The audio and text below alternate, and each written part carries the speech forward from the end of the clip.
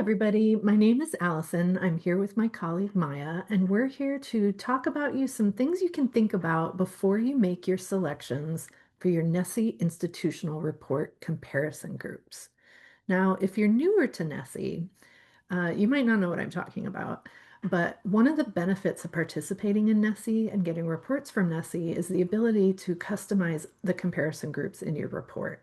So you are able to select comparison groups from the current year participants, the prior year participants, and there's really a large pool of people who participate, so you can really help make your results much more meaningful by customizing those comparison groups. The core reports will have 3 comparison groups each that you can customize. And if you participate in any of NSSE's topical modules, the additional item sets that you can add, you can even create a group customized for your comparisons in that group. Now, these custom groups are really great because they make your results a little bit more relevant to the actual work you do at your institution. So you're able to pick institutions that are relevant for you in any different way that you determine is important, and it makes your findings be a little bit more meaningful and actionable in your own context because you're comparing closer to apples than apples and oranges. It also allows you to view your results in the context of institutions with similar practices to yours, just to make the context a little more understandable about where differences might appear. And in all ways, it really supports planning, benchmarking, decision making in a much more precise way when you're using comparison groups that you've been intentional about rather than just some standard groups that you've been given. Now, do you have to customize your comparison groups? No. You will get your reports with the 3 comparison groups, whether or not you customize. But should you customize your comparison groups? Yes, we absolutely think that you should. When selecting comparison groups, it is often most effective when it involves collaboration across campus as it helps ensures the relevance of results. There are a number of ways institutions often start. For instance, many campuses already have peer lists that are used for planning and benchmarking that can be used. You could also consult your strategic plan at your institution, as it can help you identify areas where NSSE results can provide insight. Uh, Academic leaders can also suggest comparison groups that are meaningful, and in some instances, it could be used for specific disciplines or programs. And with all of this too, sharing a draft across your campus can help ensure the selections are relevant and supported broadly by campus stakeholders. Institutions select comparison groups for different purposes. Here we're going to list 4 common approaches institutions commonly use. So many select peer group institutions that have similar characteristics with their campuses, such as institution type or student population makeup. And since they are similar, they often provide the most direct comparison. Aspirational groups are another common approach where institutions select those they hope to be like in the future, as this can help them identify areas of improvement or growth. This can be institutions with strong reputations, certain rankings, or with recognized programs. Institutions also tend to choose those they share a recruitment pool or geographic area with, since they may compete for students, faculty, or funding. This comparison type can provide, insights for enrollment planning or market analysis. And many institutions also use already existing groups, such as if your institution is a part of a wider university system, an academic consortia, or has specific affiliations. These groups can be useful since being in these pre-existing groups entails the institutions share, either a common mission, structure, or collaborative relationship. And also note that these approaches are not mutually exclusive, and institutions often use a combination of them. So when you are ready to create your comparison groups, you're going to use what we call the NSSE report form, and you will get an announcement that the NSSE report form is open. It opens in the spring, usually in early April, and you're going to be able to use this form to create groups in 3 different ways. We'll have a whole long list of all of our participants, and you can select individual institutions if you'd like. You can also select groups of institutions based on characteristics.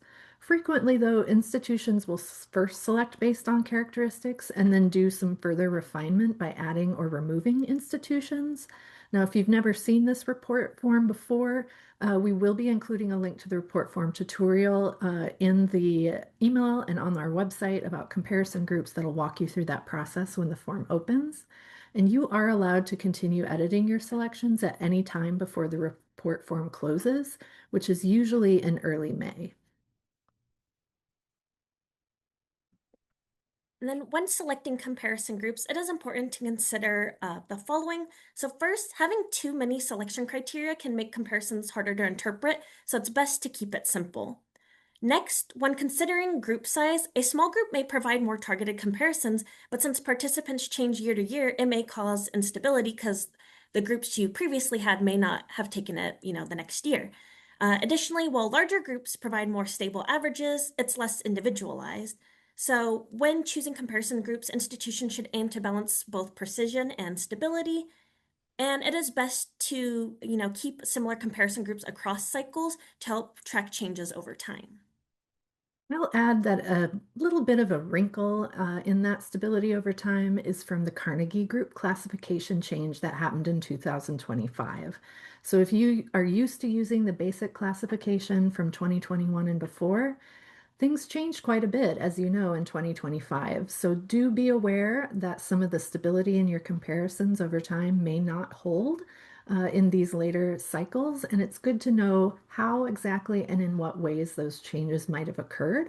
We do have on our website a interactive Tableau dashboard that shows how the changes in Carnegie classifications happened, how institutions in the 2021 classification now align with the classification in 2025. So make sure to check that out and be aware if you're using Carnegie, the impact of what that might have on your report and results. Now, if you don't want to customize, or if you aren't able to come to some sort of comparison group consensus, we will choose comparison groups for you, but it results in three pretty generic groups. The three groups that you will get in your core report are based on geographic region and IPEDS control for the first group, institutions in your same Carnegie classification for the second group, and then all the other participating institutions will appear in the final third group. If you don't customize your topical module group, we're going to choose all the other institutions that participated in that topical module group. So you will get comparisons whether or not you customize, but these comparisons won't be tailored to your individual institution's needs and uses for the results. So we really do encourage you to customize. Customizing those comparison groups will help you to ensure your results are the most relevant and meaningful, and that you get the most use out of those results. They can really improve how your results are interpreted, shared, and used all across the institution. And frankly, involving people in choosing those comparison groups really can go a long way towards getting people interested in what the results are going to show when you get them back. Now, if you have any questions about this or feel overwhelmed by your options or you're not sure where to start or what to think about, feel free to contact us. We'd be happy to talk through options with you and help you make the most of your NSSE results. So we have a few different ways you can contact us: phone, email. Our website has other contact information, but we'd love to hear from you and help you make the most of your results.